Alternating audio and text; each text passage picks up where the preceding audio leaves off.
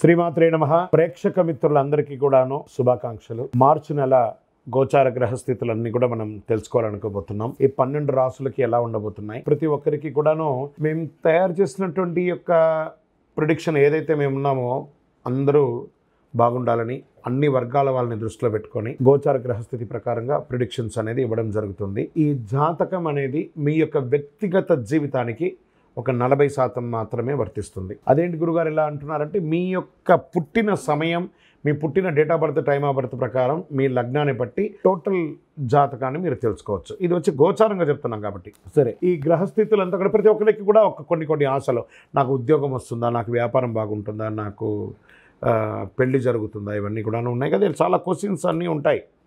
వాటన్నిటికీ కూడాను ఇదొక రిలీఫ్గా ఉంటుంది అని చెప్పగలుగుతున్నాను. తర్వాత మీ యొక్క జాతకం తెలుసుకోవాలనుకుంటున్న వాళ్ళు చాలామంది మమ్మల్ని సంప్రదిస్తున్నారు, చూస్తారా. ఓన్లీ వాట్సాప్ చేయండి, కాల్ చేయకండి దయచేసి. వాట్సాప్ చూసిన తర్వాత మా అడ్మిన్ మీకు రిప్లై ఇస్తారు, అదొకటి.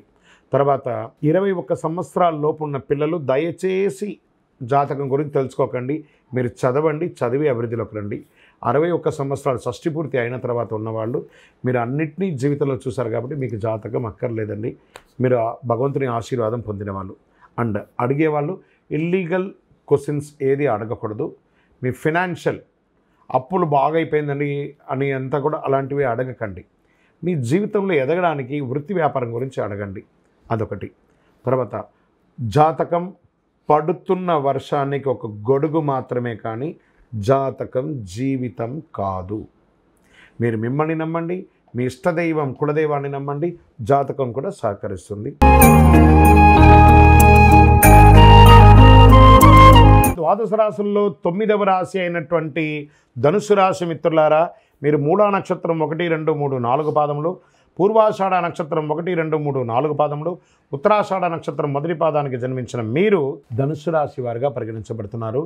ఈ యొక్క మార్చి నెల మీకు శుభాశుభ ఫలితాలు ఎలా ఉన్నాయంటే, మిశ్రమ ఫలితాలు మరియు ఆనంద ఫలితాలను కూడా చెప్పచ్చు. ఆనందం మరియు అనేక రకాలైనటువంటి వృద్ధి చెందే నెలగా ఉంటుంది. 4వ ఇంట్లో బుధుడు, కుజుడు అనుకూలంగా కాస్త లేకపోయినా సమాజంలో పలుకుబడి పెరుగుతుంది. కొత్త ప్రయత్నాలు చాలా సులభవంతంగా విజయం చేస్తారు. ఆశించిన నగదు ప్రవాహం ఉంటుంది. అదృష్టానికి ఊహించిన అవకాశాలు కూడా ఉండొచ్చు. ఉద్యోగ జీవితం బాగా అనుకూలంగా సాగుతుంది. పదోన్నతి కోసం ప్రయత్నం చేసే వాళ్ళకి మాసం మిడిల్లో వచ్చే అవకాశాలు ఉన్నాయి.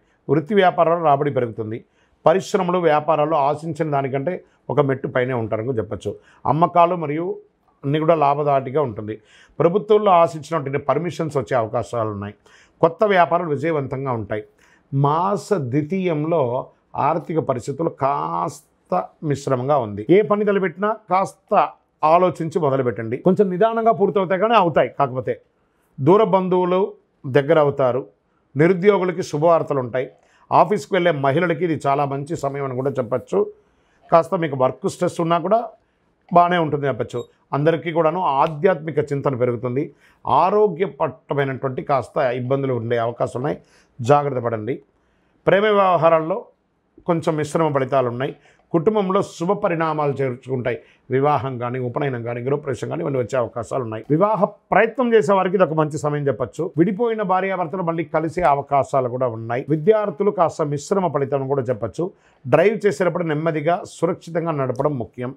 రాజకీయ నాయకులకి ఇది మిశ్రమం కూడా చెప్పచ్చు. షేర్ మార్కెట్ ఓకే 60-40గా ఉంది. మరియు మీడియా రంగం వారికి చాలా బాగుంటుంది అనొచ్చు. సాఫ్ట్వేర్ రంగం వారికి ఇది చాలా బాగుంటుంది. వివాహం కాని వారికి ఇది వచ్చే వివాహ యోగంగా కూడా ఉంటుంది. ఉద్యోగం కోసం ప్రయత్నం చేసే వారికి ఇది చాలా బాగుంటుంది. ఈ నెల మీకు పాజిటివ్ డేస్ అని చెప్తే 1, 5, 7, 13, 18 ఇవన్నీ కూడా బాగుంటుంది. చంద్రాష్టమం మార్చి 9, 3, 2025 5:46 సాయంత్రం నుండి 12, 3, 2025 2:15 ప్రాతకాలం వరకు జాగ్రత్తగా ఉండాలి. వాహనం నడిపేటప్పుడు, సంతకం పెట్టేటప్పుడు, ఇతరులతో మాట్లాడేటప్పుడు జాగ్రత్తగా ఉండండి. ఈ నెల మీకు లక్కీ నెంబర్ అని చెప్తే 4 మరియు 6 అని చెప్పచ్చు. పరిహారం ఆదివారాల్లో రాహుకాల సమయంలో ఆ భైరవుడికి దీపం వెలిగించండి. మరియు కొన్ని కుక్కలకు వాటికన్నిటికీ కూడాను ఆ యొక్క డాగ్స్ ఉంటాయి కదా, వాటికన్నిటికీ కూడాను బిస్కెట్స్ లేకపోతే తీపి బండాలు ఇవ్వండి. తర్వాత మంగళవారం ఆంజనేయ స్వామి వారికి 19 ప్రదక్షిణాలు చేయండి. బుధవారం మీ ఇంటి ఇలవేల్పును ప్రార్థించేయండి. అతి శక్తివంతమైనటువంటి కరుంగాలి మాలను ధరించండి.